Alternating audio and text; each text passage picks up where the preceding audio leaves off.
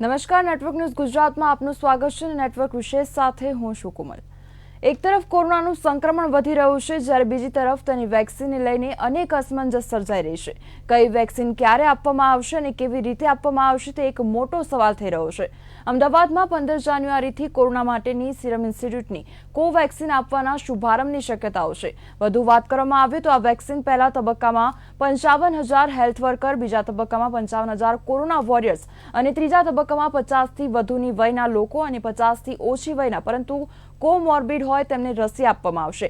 કુલ 8 લાખ લોકોને 2 મહિનામાં રસીના 2 ડોઝ આપવામાં આવશે અને આ તમામની વચ્ચે અનેક સવાલ સર્જાઈ રહ્યા છે કે આખરે કોરોના વેક્સિન કેવી રીતે આપવામાં આવશે, ક્યારે આપવામાં આવશે અને આ વેક્સિનના શા ફાયદા છે અને શું ગેરફાયદા છે, તેમજ આ તમામ મુદ્દાઓ પર ચર્ચા કરવા માટે મારી સાથે ડોક્ટર વિશાલ તેમજ સહયોગી પૂજા જોડાઈ ગયા છે. સૌપ્રથમ તો આપનું નેટવર્ક ન્યૂઝ ગુજરાતમાં સ્વાગત છે. વિશાલભાઈ, આપને પૂછવા માંગીશ કે જે પ્રમાણે સૌથી પહેલા તો એ જણાવશો કે આ જે વેક્સિનને મંજૂરી આપવામાં આવી છે તે કેટલી યોગ્ય છે? 4 વયથી ઉપરના જે લોકો છે તેમને આપવામાં આવશે અને જે બીજી જે વેક્સિન છે જે 12 વયથી ઉપરના લોકો હશે તેમને વેક્સિન આપવામાં આવશે. એટલે વેક્સિનમાં આ બંને ડિવાઈડ થઈ ચૂકેલા છે કે 2 વેક્સિન જે છે 2 વેક્સિન કયા વયના લોકોને પહેલાં તો આપવામાં આવશે. પછી બીજી વસ્તુ કે જે રીતે આપણે વાત કરી કે જે 55,000 હેલ્થ વર્કર, 55,000 જે કોરોના વોરિયર્સ છે એમને 50 વયથી ઉપરના જે 55,000 જે લોકો છે અને કોમોર્બિડિટી કે કોઈ પણ ગંભીર બીમારીથી પીડાતા લોકોને સૌપ્રથમ આ રીતે વેક્સિનનું આપવાને 8 લાખ ડોઝનું જે છે એ રીતેનું વિતરણ કરવામાં આવી રહ્યું છે.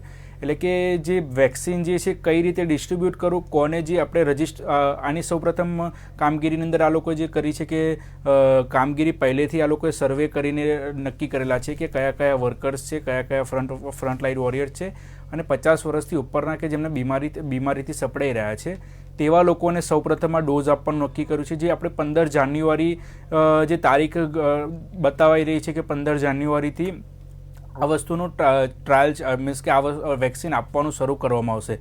એટલે એક વાત કરીએ કે જે 2 વેક્સિનને મંજૂરી આપ્યા પછી અત્યારે આપણે જે ભારતની અંદર વેક્સિન અલગ અલગ જગ્યાએ જે આપવાની છે, અલગ અલગ સેન્ટરો તેના માટે ફાળવવામાં આવશે અને એ રીતે કે જે વેક્સિનનું ડિસ્ટ્રીબ્યુશન કરવામાં આવશે. એટલે અત્યારના મુજબ આ રીતેની જાહેરાત કરવામાં આવી રહી છે. ડોક્ટર વિશાલ, વધુ વાત કરવામાં આવે તો અમદાવાદ જિલ્લામાં કોરોના સંક્રમિત કુલ લોકોના એન્ટીબોડીઝ ટેસ્ટ કરવામાં આવ્યા છે અને જેમાં લોકોનું એન્ટીબોડી ડેવલપ પણ થયું છે. તો આ એન્ટીબોડીઝ ટેસ્ટ શું છે અને આ ટેસ્ટ કરાવવો જોઈએ કે ન કરાવવો જોઈએ તે પણ જણાવશો. એન્ટીબોડી ટેસ્ટ એટલે કે મીન્સ કે જ્યારે કોરોના થઈ રહ્યો છે લોકોની અંદર ત્યારે આપણી ઇમ્યુનિટી મલ્ટિપલ રોગ પણ થવાની શક્યતા જણાઈ રહી છે. અત્યારે જે મુજબ જોવા જઈએ કે પોસ્ટ કોવિડ પછી પણ જે પબ્લિકની સમસ્યાઓ વધી રહી હતી, એટલે કે પોસ્ટ કોવિડ પછી જે પબ્લિકને થાક લાગી રહ્યા હતા, જે કોરોના છે કે કોરોના થઈ ગયા પછી માણસની અંદર કેટલી એન્ટીબોડી ફરીથી જનરેટ થઈ રહી છે. એટલે કે જ્યારે કોરોના થઈ ગયા પછી જે સર્વે કરવામાં આવ્યો કે અત્યારે કે લાઈક 3,000 લોકોના એન્ટીબોડી ટેસ્ટ કરવામાં આવ્યા હતા, જેની અંદરથી 450 જણાની અંદર એન્ટીબોડી ડેવલપ થઈ ચૂકી છે. એટલે કે મીન્સ સર્વેના મત મુજબ કે 21.2% જેટલું એન્ટીબોડી ડેવલપ થઈ રહી છે. બાકીના લોકોને એન્ટીબોડી હજુ સુધી ડેવલપ થઈ નથી, જે એક ચિંતાનો વિષય છે કે એન્ટીબોડી ડેવલપ કેટલા ટાઈમની અંદર થશે. અને જે રીતે આપણે વેક્સિનની વાત કરવામાં આવી રહી છે કે વેક્સિન આપ્યા પછી બોડીની અંદર એન્ટીબોડી જ ક્રિએટ કરવાની છે કે એન્ટીબોડી કેટલી જનરેટ થશે ને આપણે વાયરસ અંદર જે આપણી બોડીની અંદર ના આવે, એટલે મીન્સ કે એ વાયરસ જે છે એના એન્ટીજન છે એના કરતાં ડબલ, એટલે કે એના કરતાં તાકાતવર એન્ટીબોડી આપણે ક્રિએટ કરવાની છે, જે અત્યારે એન્ટીબોડી ટેસ્ટ કરાઈ રહ્યા છે. એટલે કે મીન્સ કે જે કોવિડ થઈ ગયા પછી એટલે જેને કોરોના થઈ ગયો હતો એવા લોકોને અત્યારે ટેસ્ટ કરવામાં આવી રહ્યા છે કે એક સર્વેના મત મુજબ કે બોડીની અંદર કેટલી જાતે એન્ટીબોડી ડેવલપ થાય છે, જેથી કરી વેક્સિન આપણે કઈ રીતે ડિસ્ટ્રીબ્યુટ કરવી, કયા કયા લોકોને કેટલા, એક આપણા માટે ચિંતાનો વિષય છે.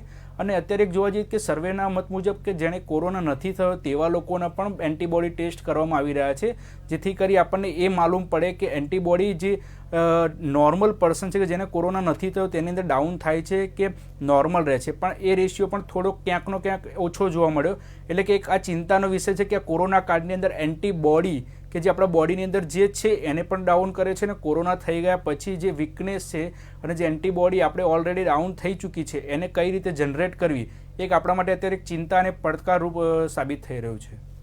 જે પૂજા આપની પાસે આવવા માંગીશ કે જે પ્રમાણે એક તરફ વેક્સિન આવી રહી છે પરંતુ બીજી તરફ તેની સાઇડ ઇફેક્ટ સામે આવી છે, તો જો કોઈનો ભોગ લેવાશે તો તેની જવાબદારી કોણ લેશે?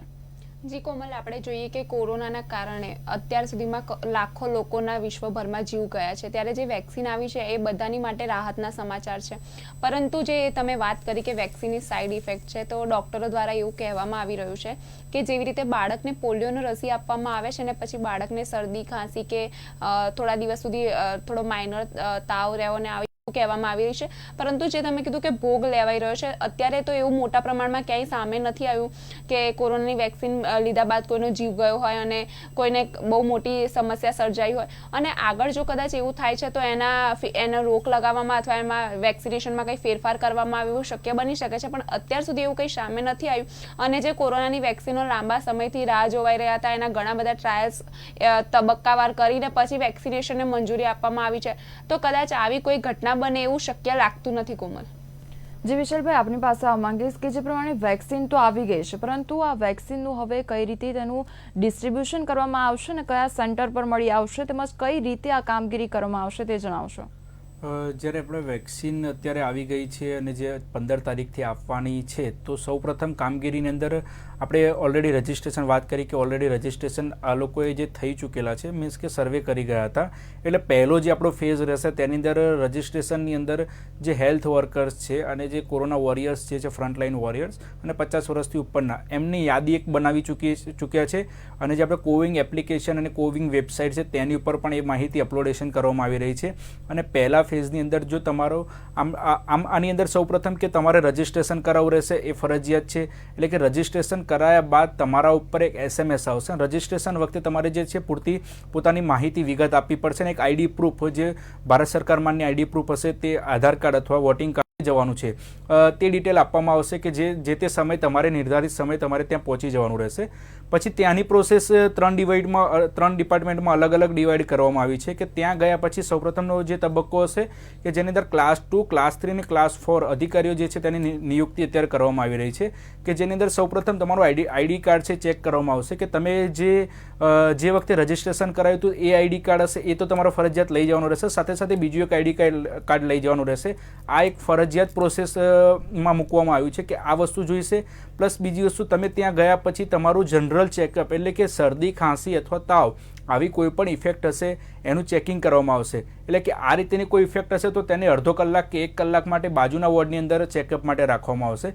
પછી ત્રીજો તબક્કો એ આવશે કે ત્રીજા તબક્કાની અંદર તમારું જે અંડર ઓબ્ઝર્વેશનની અંદર હશે કે જે પેશન્ટને કોઈ તકલીફ થાય છે કે નથી થતી. આના માટે પણ આજે જાહેરાત કરી દેવામાં આવી છે કે આપણે અમદાવાદની અંદર LG, VS અને શારદાબેન હોસ્પિટલની અંદર આના સેન્ટરો ખોલવામાં આવશે કે જેથી કરી જેને વેક્સિન લીધી છે, જો તેને કોઈ આડઅસર થશે તો તેને ડાયરેક્ટ તાત્કાલિક અને ICUની અંદર પણ સુવિધા ઉપલબ્ધ કરવામાં આવી છે કે આ રીતે કોઈ આડઅસર થાય છે તો ડાયરેક્ટ પેશન્ટને દાખલ કરવામાં આવશે. અને અત્યારે ખાસ એક જાહેરાત કરવામાં આવી છે કે આની કોઈ પણ પ્રાઇવેટ હોસ્પિટલની અંદર મંજૂરી આપવામાં આવશે નહીં કે તમે વેક્સિન લીધા પછી તમે કોઈ પણ ટ્રીટમેન્ટ કરાવી શકો. એટલે આ રીતે પ્રાઇમરી બેઝથી લઈને લાસ્ટ એન્ડ સુધીની અત્યારે જે કામગીરી છે તે દર્શાવવામાં આવી રહી છે કે કઈ રીતે વેક્સિન આપવામાં આવશે, કઈ રીતે જવાનું છે અને કઈ રીતે તમારો નંબર આવશે. અને આ લીધા પછી પણ તમારી સાથે QR કોડવાળું એક તમારા ફોન ઉપર એ તમને એક લિસ્ટ મોકલી આપવામાં, એટલે કે મીન્સ કે તમે જે વેક્સિનેશન કરાવ્યું છે તેનું લિસ્ટ એક મોકલી આપવામાં આવશે કે તમને કયા સમયે કઈ વેક્સિન આપવામાં આવી છે. અને એક વસ્તુ એ છે કે જે 2 વેક્સિન આવી છે તેની અંદરથી એ રીતેની પણ જાહેરાત કરવામાં આવી છે કે તમને માત્ર ગમે તે એક વેક્સિનનો ડોઝ આપવામાં આવશે. અને એક વેક્સિનનો ડોઝ આપ્યા પછી બીજો જે છે 28 દિવસના અંતરે બીજો એક ડોઝ આપવામાં આવશે. એટલે કે મીન્સ કે 28 દિવસના અંતરે પણ તમને જે સૌપ્રથમ જે વેક્સિન આપવામાં આવી હતી એ જ વેક્સિનનો બીજો ડોઝ તમને આપવામાં આવશે. જી વિશાલભાઈ, આ તો વાત થઈ વેક્સિનેશનના કામગીરી વિશે, પરંતુ આ વેક્સિન મુકાવતી વખતે અથવા તો વેક્સિન મુકાવતા પહેલા કોઈ જાળવણી રાખવાની જરૂર ખરી અને વેક્સિન મુકાયા પછી કેટલા સમયમાં તેની અસર જોવા મળશે? જી તમે જેમ જણાવ્યું કે વેક્સિન આપ્યા પહેલા એટલે કે મીન્સ કે કોઈ અત્યારે એવી કઈ જાહેરાત મીન્સ કે શરદી ખાંસી તાવ ના હોવી જોઈએ, પ્રાઇમરી હશે. અને વેક્સિન આપ્યા પછી જે લોકો દારૂ અને સિગરેટનું સેવન કરતા હોય તેમને 3 મહિના સુધી આજે જાહેરાત કરી છે કે જે 3 મહિના સુધી દારૂનું સેવન ના કરવું જોઈએ, કેમ કે જે આપણા બોડીની અંદર વ્હાઇટ સેલ જે હોય છે તે ડાઉન થઈ જતા હોય છે. તેના કારણે આપણા જે એન્ટીબોડી આપણે જનરેટ કરવાની છે, જે ઓલરેડી જો આ વસ્તુ કન્ટિન્યુએશન રહેશે તે બોડી અંદર ડેવલપ નહીં થઈ શકે. બીજી વસ્તુ કે જેમ વાત કરી કે આપણે જે 28 દિવસનો સમયગાળો આપવામાં આવ્યો છે, એક ડોઝ પછી બીજા ડોઝ વચ્ચે 28 દિવસનો સમયગાળો આપવામાં આવે છે, જેથી કરી આપણા બોડીની અંદર કોઈ પણ એવા વાયરસ જે ક્રિએટ થઈ ચૂક્યા હોય બોડીની અંદર, એટલે મીન્સ કે જે પોસ્ટ કોવિડ કોરોના થઈ ગયા પછીના વ્યક્તિને જો પણ વેક્સિન આપવામાં આવે તો એને એન્ટીબોડી આપણા બોડીની સાથે એન્ટીબોડી આપણા બોડીની અંદર ડેવલપ કરી શકે. આ રીતેની પ્રોસેસિંગ જે વેક્સિનની અંદર જે કન્ટેન્ટ છે એ રીતે આપવામાં આવે છે. અને જે લોકો કોરોના નથી થયો તેવા લોકોને પણ જે આપણા બોડીની અંદર અત્યારે હાલ જે પ્રોસેસ ચાલી રહી છે તેની ઇમ્યુનિટી સિસ્ટમ પ્લસ આપણી જે બોડીની અંદર એન્ટીબોડી છે એને કઈ રીતે વધારે ડેવલપ કરી શકાય એ રીતેનું આયોજન કરવામાં આવ્યું છે, જેથી કરી 28 દિવસનો જે સમય છે કે જે આપણા બોડીની અંદર 14 દિવસ પછી જે એન્ટીબોડી ક્રિએટ થતા હોય એ આપણા બોડી સાથે મેચ થાય અને આપણા બોડીની અંદર પૂરતા પ્રમાણમાં રહે.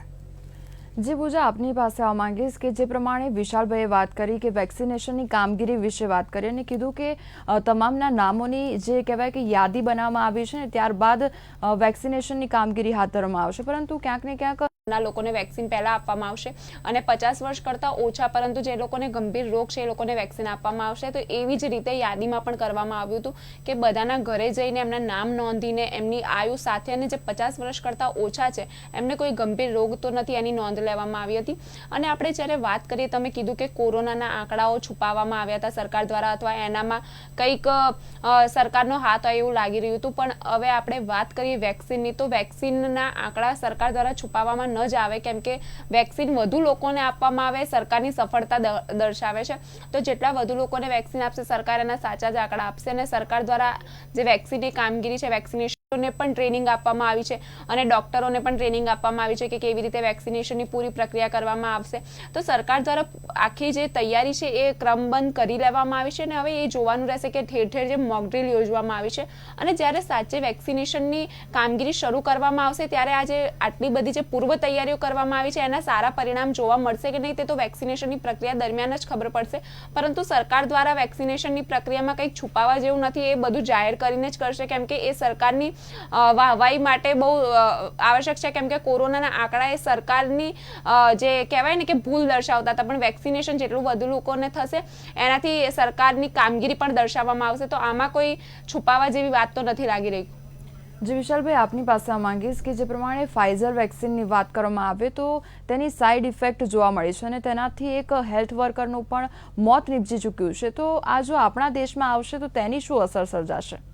અત્યારે જે મુજબ જોવા જઈએ કે પોર્ટુગલની અંદર આજે જે કેસ સામે આવ્યો છે કે જે સોનિયા નામની એન્કોલોજીસ્ટની અંદર જે વોર્ડની અંદર વર્ક કરતી મહિલાને જ્યારે ફાઇઝરની જે અત્યારે વેક્સિન આપવામાં આવ્યું તે એ ડોઝ પછી 48 કલાક પછી તેનું મૃત્યુ થયેલું છે. તે મૃત્યુ એક અત્યારે ચર્ચાનો વિષય બની રહ્યો છે કે જે અત્યારે રસી કઈ જગ્યાએથી ક્યાંથી લાવી, શું છે ક્યાંથી મેળવી અને કઈ જગ્યાએ આપવી એ અત્યારે મોટી સમસ્યા હતી કે જે અત્યારે સોલ્વ આઉટ થઈ રહી છે. ત્યારે અત્યારે દેશ વિદેશની અંદર ફાઇઝર જે છે એનું એપ્રુવલ કરી રહ્યું છે અને એવાની સામે અત્યારે જો આ રીતેની પરિસ્થિતિ સામે આવી છે કે આ વેક્સિન આપ્યાના 48 કલાક પછી આ મૃત્યુ થયું છે, એક ચર્ચાનો વિષય પણ છે. એટલે કે આ વસ્તુ તો બીજા બે દેશની અંદર પણ આ ફાઇઝરની વેક્સિન જે હતી તેની આડઅસર જોવા મળી હતી, જે ત્યાં એમને રોકી દેવામાં આવી હતી વેક્સિનેશનને. અને આ જ વસ્તુ અત્યારે પોર્ટુગલની અંદર પણ જોવા મળી છે. એટલે ક્યાંક ને ક્યાંક જોવા જઈએ તો અત્યારે એમનો જે પોસ્ટમોર્ટમ રિપોર્ટને જે રિપોર્ટ છે હજુ સામે નથી આવ્યા, પણ જે ન્યૂઝ મુજબ જે દર્શાવવામાં આવી રહ્યું છે કે તેને કોઈ પણ જાતની કોઈ બીમારી નથી અને પહેલાં પણ આ બધું ચેકિંગ કરીને પછી જે લોકોને વેક્સિન આપવામાં આવ્યું હતું તો પણ તેનું 48 કલાક બાદ મોત નીપજ્યું છે. એટલે કે ક્યાંક ને ક્યાંક જોવા જઈએ કે ફાઇઝર વેક્સિન જે છે એ અત્યારે ઓછી કારગત સાબિત થતી જોવા મળી રહી છે. એટલે અહીંયા આગળ આપણે અત્યારે જે 2 વેક્સિનને મંજૂરી આપવામાં આવી છે સૌપ્રથમ એના ઉપર ફોકસિંગ વધારે રહેશે એ રીતેનું લાગી રહ્યું છે. જે વિશાલભાઈ, આડઅસરની વાત ચાલી રહી છે તો વધુ એક વાત કરવા માંગીશ કે જે પ્રમાણે માસ્ક અને સેનેટાઈઝરનો ઉપયોગ કરવાનું કહેવામાં આવ્યું છે. માસ્કથી કોઈને આડઅસર નથી સર્જાઈ રહી, પરંતુ સેનેટાઈઝરથી ક્યાંક ને ક્યાંક આડઅસર જોવા મળી રહી છે. ઘણા લોકોની ચામડીના રોગ થવા લાગ્યા છે. તો એ ઉપર આપનું શું કહેવું છે? કયા કારણોસર આ વસ્તુ થઈ રહી છે? અત્યારે પહેલાં તો જોવા જઈએ કે કોરોના નહોતો ત્યારે સેનેટાઈઝર વસ્તુ જે છે નોર્મલ રૂટિનની અંદર નથી, જે હોસ્પિટલની અંદર કામગીરીની અંદર વાપરવામાં આવતું હતું કે જે ડિસઇન્ફેક્શન કે જે ઇન્ફેક્શન થતું હોય તેને રોકવા માટે. પણ અત્યારે જે મુજબ કોરોના કાળ ચાલ્યો તે પછી જે સેનેટાઈઝર વસ્તુ જે છે કે સેનેટાઈઝરનો ઉપયોગ ઘર ઘર થવા માંડ્યો અને અત્યારે સેનેટાઈઝર અને માસ્ક એક આપણી પ્રાથમિક જીવન જરૂરિયાતની વસ્તુ એ રીતેની બની ગઈ છે. તો સેનિટાઈઝર એટલે કે અંદર તેમાં આલ્કોહોલનું કન્ટેન્ટ પણ આવતું હોય છે, એટલે મીન કે થોડું જે બોડી માટે ઘાતકરૂપ સાબિત થઈ શકે છે. અત્યારે જે સેનિટાઈઝરથી જે જોવામાં આવે છે કે આંખની અંદર ક્યાંક તકલીફ થઈ રહી છે, અને સેનિટાઈઝરથી જે ચામડીને લગતા રોગો છે તે જ સામે જોવા મળી રહ્યા છે. એટલે કે ડાયરેક્ટ આપણે સેનિટાઈઝ કરીએ છીએ અને પછી ડાયરેક્ટ એ સ્પર્શ જો આપણા આંખ ઉપર કરવામાં આવે કે આપણને ખ્યાલ નથી રહેતો, પણ આપણે એ સેનિટાઈઝર જે છે આપણી સરફેસ ઉપર રહેલું હોય છે, અને વારંવાર એ વસ્તુ જો આંખ સામે ટચ કરવામાં આવે તો આંખને લગતા રોગો પણ જોવા મળે છે. અને મીન્સ કે ચામડીની અંદર ઇન્ફેક્શનના ચાન્સીસ જોવા મળે છે. એટલે કે વધારે પડતા સેનિટાઈઝરના ઉપયોગથી શરીરની અંદર જે ચામડી છે થોડી બળી જતી હોય એ રીતેના સેન્સેશન પણ જોવા મળે છે. એટલે જોવા જઈએ તો સેનિટાઈઝર પણ આપણે જે નોર્મલ રૂટિન લાઈફની અંદર યુઝ કરી રહ્યા છે તો યુઝ તો કરવાનું છે, પણ બને તેટલું ઓછું અને એના વ્યવસ્થિત અને જે રીતેનો ઉપયોગ છે કે હેન્ડ વોશ કરવા એ વધારે. અત્યારે સિવિલ હોસ્પિટલની અંદર જે જૂનો વોર્ડ હતો તેની અંદર કામગીરી યોજવામાં આવી હતી કે મોક ડ્રીલ યોજવામાં આવી આજે પણ સિવિલ હોસ્પિટલની અંદર, કે જેની અંદર જે હેલ્થ વર્કર્સ છે તેમને જે લિસ્ટ મુજબ કોવિનની અંદર લિસ્ટ અપલોડ કરવામાં આવ્યું હતું તેવા 25 વર્કરને બોલાવવામાં આવ્યા હતા, અને જે મોક ડ્રીલ યોજવામાં આવી હતી કે આવનારા સમયની અંદર આપણા જે મ્યુનિસિપાલિટી કોર્પોરેટર દ્વારા આ મોક ડ્રીલનું આયોજન કરવામાં આવ્યું હતું કે આવનારા ટાઈમમાં જે અહીંયા 7000 વર્કર્સને જે વેક્સિનેશન આપવાનું છે તો એ કામગીરી કઈ રીતે રહેશે. અને એક જોવા જઈએ તો અમદાવાદની અંદર 48 વોર્ડની અંદર 76 સેન્ટર અર્બન સેન્ટરની અંદર આ રીતે એમ ગણીને કુલ સરકારી વેક્સિન આપવાનું, અને વેક્સિન કઈ રીતે કારગર સાબિત થશે આવનારા દિવસોમાં જોવાનું રહેશે. અત્યારે જે મુજબ આપણા ભારતના ડેટાની અંદર અને જે 2 વેક્સિનની મંજૂરી છે ત્યાં આગળ ઓછા પ્રમાણની અંદર કોઈ આડઅસર જોવા મળી છે. તો આવનારા સમયમાં જો વેક્સિનથી રાહત મળે તો એ બહુ સારી વસ્તુ છે. જી વિશાલભાઈ, ચર્ચામાં જોડાવા બદલ આપનો આભાર, અને પૂજા આપનો પણ આભાર. એક તરફ કોરોનાની વેક્સિન આવી છે ત્યારે બીજી તરફ તેની સાઇડ ઇફેક્ટ પણ સામે આવી રહી છે. આખરે કેવી રીતે વેક્સિનેશનની કામગીરીને આખરી ઓપ આપવામાં આવશે અને કેવી રીતે આ વેક્સિનનું સ્ટોરેજ કરવામાં આવશે તે હવે આવનારો સમય બતાવશે. હાલ નેટવર્ક વિશેષમાં બસ આટલું જ. ત્યાં સુધી આપ જોતા રહો નેટવર્ક ન્યૂઝ ગુજરાત, ગુજરાતનું ગૌરવ અને ખમીર. નમસ્કાર. આ છે